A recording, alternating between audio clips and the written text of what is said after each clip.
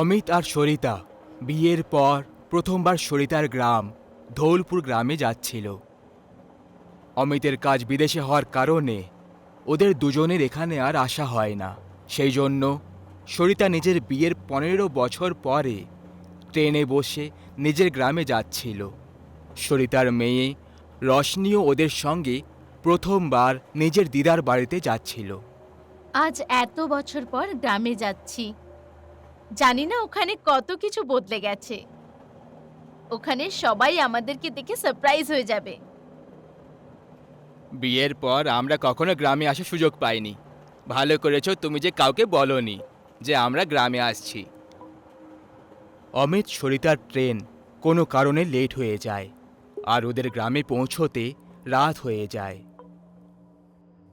ধৌলপুর গ্রামের স্টেশন একেবারে খাঁ খাঁ করছিল। ওখানে একটাও মানুষ ছিল না। দ্রুত গতিতে হাওয়া চলছিল আর আকাশ থেকে বাজ পড়ছিল। এখন তো সবে 11:30টাই বেজেছে, কিন্তু গ্রাম এত খাঁ করছে যেন এখানে কেউই থাকে না। এখানে কোনো অটোরিকশাও পাওয়া যাবে না। আমাদের এখান থেকে পায়ে হেঁটেই বাড়ির দিকে যেতে হবে। হ্যাঁ, তাড়াতাড়ি করো, আবহাওয়া ঠিক লাগছে না। বৃষ্টি শুরু হলে কিন্তু আর যেতে পারবো না। 3 জন পায়ে হেঁটেই ঘরের দিকে এগিয়ে যায়। চারিদিকে জনশূন্য আর অন্ধকার। জোরে জোরে বাতাস বয়ে চলেছিল আর বিদ্যুৎ পড়ে যাচ্ছিল। তখনই রোডের ধারে ওরা একটা ট্যাক্সিওয়ালাকে দেখতে পেল, যে নিজের ট্যাক্সিতে ঘুমোচ্ছিল। আমি এই ট্যাক্সিওয়ালার সঙ্গে কথা বলি। অমিত ট্যাক্সিওয়ালার কাছে গিয়ে তাকে জাগিয়ে দিল। ও দাদা, আরে ও ট্যাক্সিওয়ালা দাদা, আমরা আসলে ধৌলপুর গ্রামে যাব। মনে হচ্ছে আপনারা এই গ্রামে নতুন এসেছেন। আপনি জানেন না, আজ অমাবস্যার কালো রাত। আজকের রাতে এই গ্রামে একটা মানুষ নিজের নিজের ঘর থেকে বাইরে বেরোয় না। আজ মৃত্যুর বিপদ বেশি থাকে। What rubbish! আগে তো এরকম কিছু ছিল না। এই ট্যাক্সিওয়ালাটা বেশি টাকা নেওয়ার জন্য আমাদের ভয় দেখাচ্ছে। ঠিক আছে, তোমাকে এখান থেকে যাওয়ার জন্য কোনো দরকার নেই। এই নাও টাকা। আমাদের শুধু ট্যাক্সি 1 রাতের জন্য দিয়ে দাও। কাল সকালে এই অ্যাড্রেসে এসে তুমি নিজে ট্যাক্সি নিয়ে চলে যেও।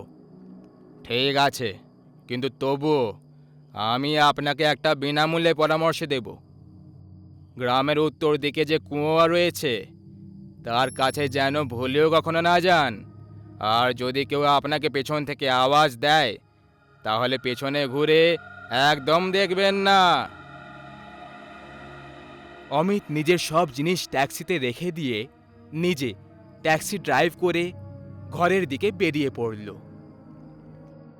আমি এখান থেকে একটা শর্টকাট রাস্তা জানি। ওই রাস্তা দিয়ে আমরা তাড়াতাড়ি বাড়ি পৌঁছে যাব, কিন্তু ওই রাস্তাটা গ্রামের কুয়োর সামনে দিয়ে যায়। কি ভাই, তুমি এই কথায় বিশ্বাস করতে লাগলে? না, এইসব ট্যাক্সিওয়ালা আমাদের ভয় দেখানোর জন্য বলছিল। অমিত সরিতার কথা মতো বলা রাস্তা দিয়ে গাড়ি ঘুরিয়ে নিল। যখনই তাদের গাড়ি গ্রামের কুয়োর কাছে পৌঁছলো, গাড়ির নিচে একটা পাথর এসে গেল আর গাড়ি কুয়োর কাছে গিয়ে ধাক্কা খেয়ে গেল। ওই কুয়োর ভেতরের জল জোরে জোরে ধাক্কা খেতে লাগলো, যেন ওই কুয়োর মধ্যে কেউ ঢেউ খেলাচ্ছে। তোমরা সবাই ঠিক আছো তো? মনে হয় চাকার নিচে কোনো পাথর এসে গেছিল। আমার এমন মনে হলো যেন এখানে কেউ দাঁড়িয়ে আছে। তখনই সরিতার নজর কুয়োর কাছে দাঁড়ানো নিজের ছোটবেলার বন্ধু সত্যজিতের ওপর পড়ে যায়। আরে সত্যজিৎ, কেমন আছো তুমি? তুমি তো মোটেই বদলাওনি। আর এই গ্রামটা তো খাঁ করছে কেন? আর তুমি এখানে একা কি করছো? অমাবস্যার কালো রাত, এই রাতকে মৃত্যুর রাত বলা হয়। আজকে কেউ বাঁচবে না, সবাই শেষ হয়ে যাবে। সরিতাকে সত্যজিতের কথাগুলো খুব আজব মনে হলো। ওরা দুজন ওখান থেকে তাদের বাড়ির জন্য বেরিয়ে পড়ে আর কিছুক্ষণ পরেই তাদের বাড়িতে পৌঁছে যায়। কিছুক্ষণ গেটে দাঁড়িয়ে থাকার পর সরিতার মা শান্তা হাতে মশাল নিয়ে গেট খুলে দিল। আরে মা, তুমি এটা কি করছো? আমাদেরকে মারার কথা ভাবছো নাকি? তোমরা এত রাত্রে, তাও আবার আজকে অমাবস্যার রাত্রে? এইসব সরিতার আইডিয়া ছিল আপনাদের সবাইকে সারপ্রাইজ দেওয়ার জন্য। আর এই অমাবস্যার রাতের নাম কেন জপে যাচ্ছে পুরো গ্রামটা? যাকেই দেখি অমাবস্যার রাত বলে আমাদের ভয় পাইয়ে দেয়। শান্তা সবাইকে তার বাড়ির ভেতরে নিয়ে যায়। তুমি জানো না তোমার বিয়ের পরে এই গ্রামে কি কি ঘটে গেছে। অনেকেই নিজেদের প্রাণ হারিয়ে ফেলেছে। আমাদের বাবার প্রাণও এই অমাবস্যার কালো রাত নিয়ে নিয়েছে। রাস্তায় সত্যজিতের সাথে দেখা হয়েছিল। ও এরকমই কথা বলছিল। কি কি বললে তুমি? সত্যজিতের সাথে দেখা? হ্যাঁ, গ্রামের পুরনো কুয়োর কাছে। কিন্তু আপনি ওর নাম শুনে এত অবাক হলেন কেন? কারণ আজ থেকে 15 বছর আগে ওর মৃত্যু হয়ে গেছে। সত্যজিৎ ওই কুয়োতে পড়ে মরে গেছে। এটা শুনে সবাই অবাক হয়ে যায়। সরিতা কিছুই বুঝতে পারছিল না যে ও যাকে কুয়োর কাছে দেখেছিল ও আসলে কে ছিল। এখনো কাউকে ছাড়বে না। তোমরা আজকের রাতে এখানে এসে অনেক বড় ভুল করে ফেলেছো। তোমরা কেউ বাড়ির বাইরে পা রাখবে না। সবাই নিজেদের ঘরে গিয়ে শুয়ে পড়ে। কিন্তু রিয়ার ঘুম ধরছিল না। ওর চোখের সামনে সেই কুয়োর কথাগুলো ঘুরে বেড়াচ্ছিল। সবাই যখন ঘুমিয়ে পড়ল তখন রিয়া একলাই ওই কুয়োর দিকে এগোতে লাগলো। জোরে জোরে গেটের ধাক্কার আওয়াজ শুনে সরিতার চোখ খুলে যায়। রিয়া, রিয়া, রিয়া কোথায় চলে গেল? তখনই সরিতা দেখল যে রিয়া ওই কুয়োর দিকে এগিয়ে যাচ্ছে। সরিতাও ওর পেছনে পেছনে কুয়োর দিকে এগিয়ে যেতে লাগে। রিয়া, রিয়া দাঁড়াও, ওদিকে যেও না। রিয়া, রশনি ওই কুয়োর কাছে পৌঁছে তাতে লাফাবে বলে ভাবছিল। ঠিক তখনই সরিতা পেছন থেকে এসে ওকে ধরে ফেলে। তখনই কুয়োর ভেতরের দেওয়াল থেকে বিড়ালের মতো চলতে চলতে সত্যজিৎ বের হলো। সরিতা ওকে দেখে খুব ভয় পেয়ে যায়। তুমি আমার বাচ্চাকে কেন মারতে চাইছো? আমরা তোমার কি ক্ষতি করেছি? তুমি আমার ছোটবেলার বন্ধু ছিলে। সত্যজিৎ সরিতাকে ধাক্কা মেরে দেয় আর রিয়াকে নিজের সঙ্গে কুয়োর ভেতরে নিয়ে চলে যায়। সরিতা ওখানেই অজ্ঞান হয়ে পড়ে থাকে। পরের দিন যখন ওর জ্ঞান ফিরে যায় তখন কুয়োর বালতির দড়ি দিয়ে রিয়া কুয়োর কাছে উল্টো দিকে ঝুলেছিল। তোমরা দুজনে এখানে এই অবস্থায় কি করে পৌঁছলে? আমি পরিষ্কার বলে দিয়েছিলাম কেউ বাড়ি থেকে বাইরে বেরোবে না। রিয়া, রিয়া, এই অবস্থা কি করে হলো? রিয়া, ওই সত্যজিৎ রিয়াকে নিজের সাথে কুয়োতে নিয়ে লাফিয়ে পড়েছিল। সবাই সরিতা আর রিয়াকে নিয়ে ঘরে চলে যায়। রিয়ার খুব জ্বর হয়ে গেল। সরিতা শান্তাকে সত্যজিতের মৃত্যুর ব্যাপারে জিজ্ঞেস করে।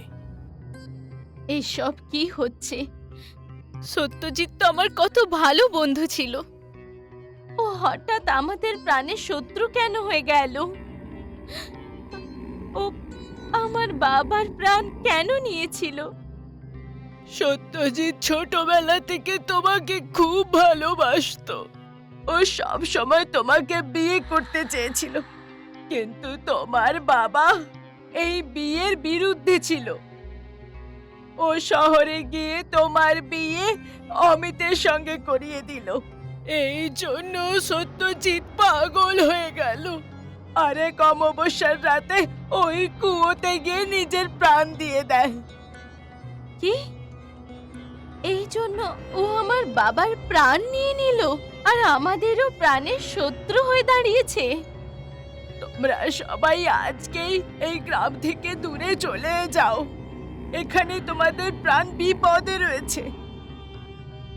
সরিতা, অমিত আর রিয়া সেই দিনই ওই গ্রাম থেকে বেরিয়ে যাচ্ছিল, কিন্তু সত্যজিতের আত্মা যে কোনো অবস্থায় তাদের এই গ্রাম ছেড়ে যেতে দিতে চাইছিল না। তারা সবাই গাড়িতে বসে স্টেশনের দিকে বেরিয়ে পড়ল। তখনই সরিতা গাড়ির আয়নায় দেখতে পেয়ে গেল সত্যজিৎ তাদের সঙ্গে ওই গাড়িতেই বসে আছে। আর এটা দেখে ও জোরে চিৎকার করতে শুরু করে। সত্যজিৎ, সত্যজিৎ এখানেই আছে, আমাদের সাথে গাড়িতেই আছে। ও আমাদের মধ্যে কাউকে ছাড়বে না, মেরে ফেলবে। ও তোমার পেছনে কেন পড়ে রয়েছে? এতে তোমার কি ভুল? আরে তুমি তো এটা জানতেও না যে ও তোমাকে ভালোবাসতো। তখনই রিয়া হঠাৎ করে উঠে পড়ে আর গাড়ি থেকে বেরিয়ে কুয়োর দিকে দৌড়তে লাগলো। সরিতা আর অমিত তার পেছনে যেতে লাগলো। রিয়া কুয়োর কাছে গিয়ে দাঁড়িয়ে পড়ল। সত্যজিৎ, তোমার শত্রুতা আমার সঙ্গে, তুমি আমার মেয়েকে ছেড়ে দাও। রিয়া অজ্ঞান হয়ে ওখানেই নিচে পড়ে যায়। আমাকে সরিতাকে আলাদা করতে চাও তো, কিন্তু আমি তোমার এই ইচ্ছেটাকে পুরো হতে দেব না। সত্যজিৎ অমিতকে হাওয়ায় তুলে দিয়ে দূরে ছুঁড়ে দেয়। আমি আজ পর্যন্ত তোমার অপেক্ষা করে বসে আছি, কিন্তু তুমি আমার কখনো হতে পারবে না। তোমার হৃদয় অন্য কারোর রাজত্ব। আমি তোমাকে মোটেই ঠকাইনি। আমি তোমার এই প্রেমের ব্যাপারে কিছুই জানতাম না রামানন্দ। আমি নিজের জীবনে অমিতকে ভালোবেসেছি। সত্যজিৎ কুয়োর জলে চিরকালের জন্য উধাও হয়ে গেল।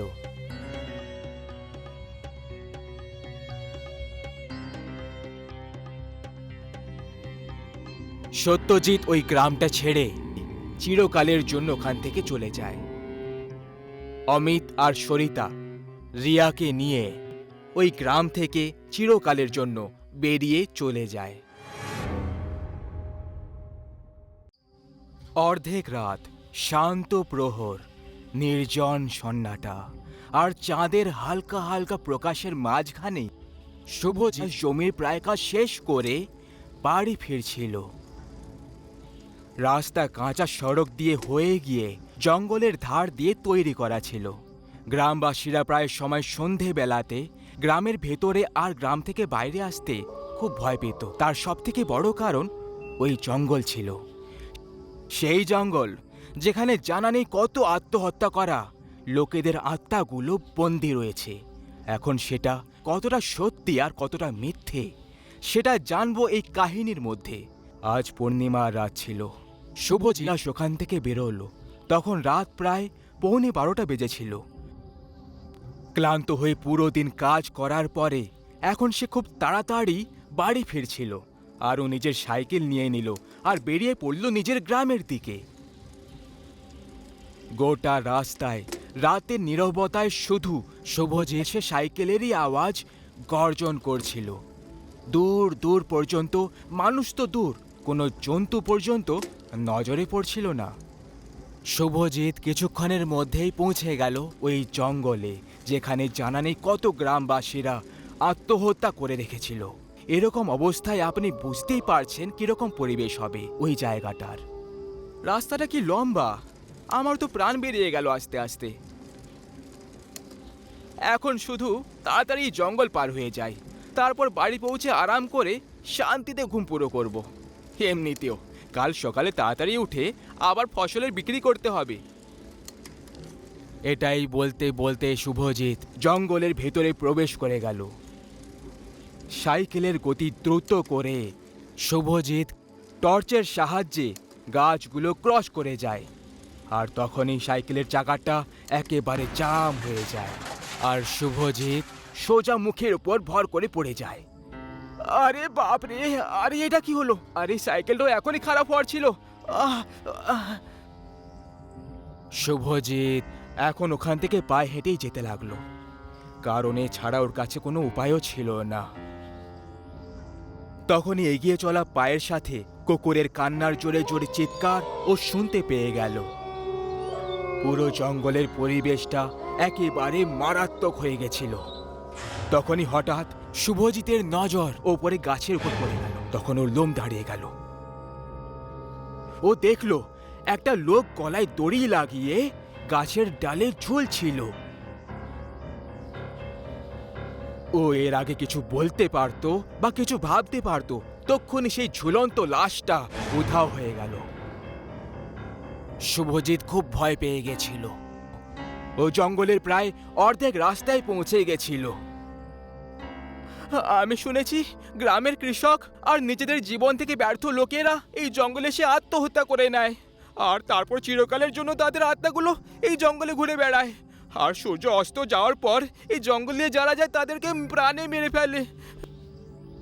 তখনই ও একটা মহিলার কান্নার আওয়াজ শুনতে পেয়ে গেল।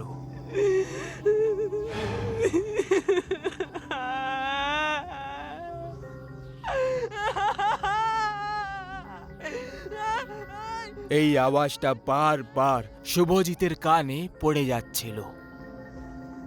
এটা একদম সেই আওয়াজ ছিল যখন কেউ আত্মহত্যা করে নেয়, আর তখন তার পরিবারের সবাই তার লাশকে দেখে অস্থির হয়ে পড়ে যায়। তখনই শুভজিতের ঠিক পেছন থেকে এক ভয়ঙ্কর গলায় একটা আওয়াজ গর্জন হতে শুরু হয়। শুভজিৎ, আমাকে ভুলে গেলে শুভজিৎ? আমি তোমার বন্ধু, মনে আছে তো সেই রাতে কি হয়েছিল? এই আওয়াজটা শুনে শুভজিতের ঘাম ঝরতে লাগলো। ও ভগবানের নাম নিতে নিতে এগোতে থাকলো। তখনই ওর এমন লাগলো যেন কি ওর কাঁধের ওপর হাত রেখে দিয়েছে, আর ওর ভয় আতঙ্কে বদলে গেল। শুভজিৎ হালকা মুড়ে দেখে, তখন ওর এমন মনে হলো যেন ওর পিঠের পেছনে কোনো 6 ফুটের লোক দাঁড়িয়ে ওর কাঁধ দুটো টিপে যাচ্ছিল। ওর ব্যথা লাগতে শুরু হলো, আর কোনোভাবে ওই হাত দুটোকে ও কাঁধ থেকে সরিয়ে দিল। শুভজিৎ তার ফোনের সময় দেখল, তখন রাত 1টা বাজতে 5 মিনিটের সময় বাকি ছিল। আতঙ্কের সব থেকে মারাত্মক প্রহর আসলে এটাই হয়। আর এখন তো ও একেবারে কোনো নদীর মাঝে একধারে আটকে গেছিল। তখনই ওর মনে হলো যেন ঠিক ওর পেছনে পেছনে কেউ হেঁটে আসছে। পেছন থেকে ও একটা আওয়াজ শুনতে পেল। সেই রাতে ফসলে আগুন লাগাতে তোকে দেখে নিয়েছিলাম শুভজিৎ। কোথায় পালাচ্ছ? থেমে যাও, দাঁড়িয়ে যাও শুভজিৎ, দাঁড়িয়ে যাও। পেছন থেকে আসা এই আওয়াজগুলো বারবার রামবিলাসের ভয়টাকে বাড়িয়ে চলেছিল, কিন্তু এটা তো সবে কাহিনীর শুরু ছিল মাত্র। ও আগে এগোতে লাগলো, তখনই ও নিজের থেকে দূরে একটা লোককে দেখতে পেয়ে গেল, যার গলায় ফাঁসের দড়ি ঝুলছিল আর চোখের নিচে বড় বড় কালো দাগ ছিল। ওই লোকটাকে দেখে থেমে গেল। কিশোর, কিশোর, তুই তুই গত বছর আত্মহত্যা করেছিলি না?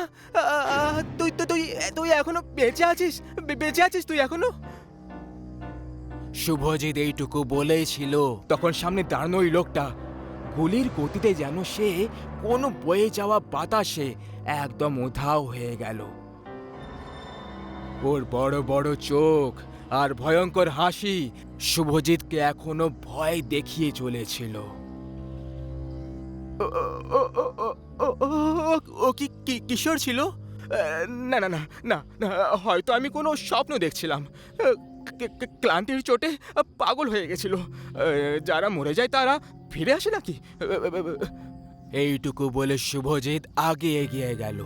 ওর 4 পায়ে এগোলো, আর একটা ভয়ঙ্কর আওয়াজে কেউ যেন পেছন থেকে বলে উঠল, মরে যাওয়া লোকেরাও ফিরে আসে যখন তারা কোনো প্রতিশোধ নিতে চায়।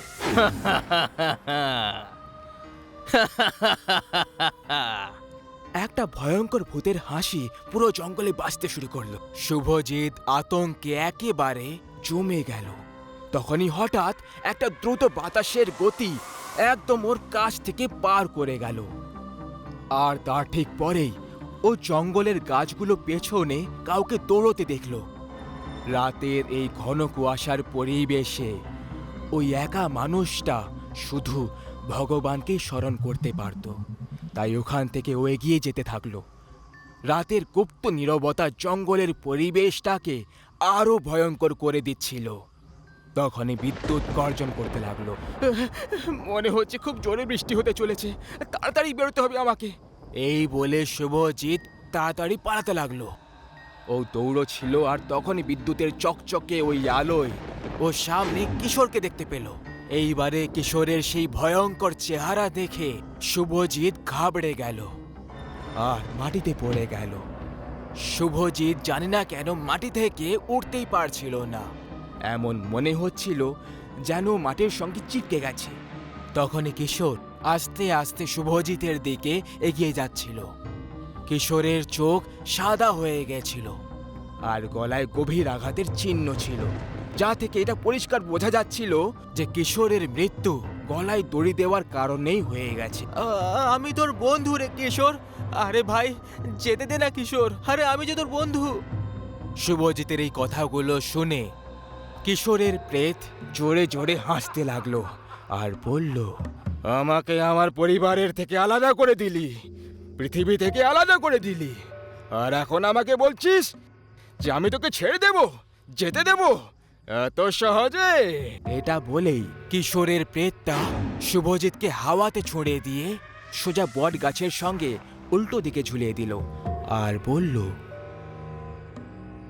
দেখ শুভজিৎ, এই গাছটাকে দেখ, তোর কারণেই সেই রাতে আমি এই গাছে ফাঁসি লাগিয়ে কষ্টে যন্ত্রণায় নিজের প্রাণ নিয়ে নিয়েছিলাম। একটু মনে কর সেই রাতটা। এই পূর্ণিমার রাতেই চলন আর লোভের কারণে তুই আমার সঙ্গে বিশ্বাসঘাতকতা করেছিলি, মনে কর। শুভজিৎ কিছু মনে করতে লাগলো। তখনই ও ঠিক 1 বছর আগে পূর্ণিমা সেই রাতে ঘটিত ঘটনার কথা মনে পড়ে গেল। আজ থেকে ঠিক 1 বছর আগে কাটাইয়ের এই ঋতু জমিতে খুব তুঙ্গে ছেয়ে গেছিল। সবার জমি গ্রাম থেকে খুব দূরেই থাকতো। তার জন্য কিছু 2-4টে লোক রাত জেগে জমির দেখাশোনা করত। শুভজিৎ সবার উপরে নজর রেখেছিল। কয়েকজনকে মদ খাইয়ে শুভজিৎ এটা ভাবল যে কিশোর যে ও সব থেকে বড় শত্রু, তাকে শেষ করে ফেলব। শুভজিৎ আর কিশোরের মধ্যে সাপ নেউলের মতো শত্রুতা ছিল। ঈর্ষা আর লোভের প্রতিশোধে জ্বলে শুভজিৎ চোখের আড়ালে কিশোরের ফসল আর সবুজ সবুজ জমিতে আগুন লাগিয়ে ছাই করে দিল। পরের সকালে গ্রামবাসীরা ভাবল হয়তো আগুন লাগার কারণে সবকিছু নষ্ট হয়ে গেছে, কিন্তু এই সব তো একটা আগে থেকে ভাবা একটা ষড়যন্ত্র ছিল, যেটা শুভজিৎ চালাকের সঙ্গে পুরো করেছিল। কিশোরের সব পরিশ্রম আর তার পরিবারের পেট ভরার একমাত্র সাধন তার থেকে কেড়ে নিল। পরের দিন কিশোর ওই জঙ্গলের একটা গাছে ঝুলে নিজের প্রাণ নিয়ে নিল আর যন্ত্রণায় ছটপট করে এই পৃথিবীটাকে বিদায় জানিয়ে দিল। যখন তার মৃতদেহ গ্রামে নিয়ে আসা হলো, তার পরিবার যেন কান্নার জোয়ার শুরু হয়ে গেছিল। কি জানি কেন, কিন্তু সেই সময় শুভজিতেরও নিজের সত্যির থেকে সমস্যা হতে লাগলো। আর ও বীরজোর মৃতদেহর কানে এটা বলে দিল যে ওই কিশোরের জমিতে আগুন লাগিয়ে ছাই করে দিয়েছিল। ও নিজের বোঝাটাকে হালকা করতে চেয়েছিল। শুভজিৎ নিজের ভেতরের অসহ্য সত্যিটাকে বলে তো দিল, কিন্তু কিশোর মরে যাওয়ার পরেও হয়তো এই সত্যিটা শুনে নিয়েছিল আর তার আত্মা পরলোক থেকে আবার একবার পৃথিবীর লোকে আসে আর শুধু শুভজিৎকে তার পাপের শাস্তি দিতে। শুভজিতের এই সব কিছু মনে পড়ছিল। তখনই ওর গলায় চাপের সৃষ্টি হলো আর ওর নিঃশ্বাস বন্ধ হয়ে আসলো। ও চিৎকার করতে চাইছিল, কিন্তু ওর মুখ থেকে আওয়াজ পর্যন্ত বেরোতে পারছিল না। কোনো একটা মোটা দড়ি ওর গলাটাকে জেঁকে ধরছিল। সহজ কথায় ওকে ফাঁসি দেওয়া হচ্ছিল। এখন ও একদম ফাঁসির দড়িতে ঝুলতে লাগলো আর কিশোর ওখানে গাছের নিচে প্রেতের ভয়ঙ্কর হাসি হেসেই যাচ্ছিল, যেটা পরিবেশকে আরো আতঙ্কিত করে যাচ্ছিল। শুভজিৎ ওখানেই যন্ত্রণায় ছটফট করতে করতে নিজের প্রাণ দিয়ে দিল। আর তারপর পরের দিন গ্রামবাসীরা যা দেখলো, সবাই শুভজিতের মৃত শরীরটাকে দেখে ভয়ানক চেহারা দেখে নিল। ওর দুটো চোখ ছিল না, জিভটা বাইরে ঝুলছিল, দড়িটা তার গলায় অনেকবার জড়ানো হয়ে গেছিল, কিন্তু এখন ও বারবার নড়ে যাচ্ছিল। গ্রামের লোকেরা আর তার পরিবারের লোকেদের শুভজিতের আত্মহত্যার কথা একটুও বিশ্বাস হচ্ছিল না। যাই হোক, এখন পাপের ফল তো মানুষকে এই জন্মের ভোগ করে যেতে হয়। সেই জন্য পাপের ফল একদিন সবাইকে পেতেই হয়। যদি কাউকে ধোঁকা দেওয়া হয়, তাহলে তার প্রতিশোধ মরে যাওয়ার পর আরো ঘাতক হবে।